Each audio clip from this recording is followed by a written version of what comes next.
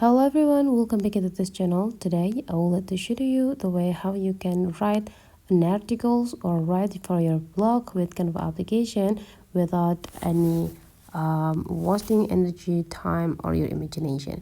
You can use the features called Magic Write so that you can automatically get the articles that you want. So you just need to open the Canva application. You can do it with your mobile phone or your personal computer. The next thing you need to do is just go into the home section and tap in this document sections. The next thing you need to do is just go tap into the create blank. Wait until your canvas is perfectly loaded and prepared. The next you will got this type of text or blank documents here, and you just need to tap into it.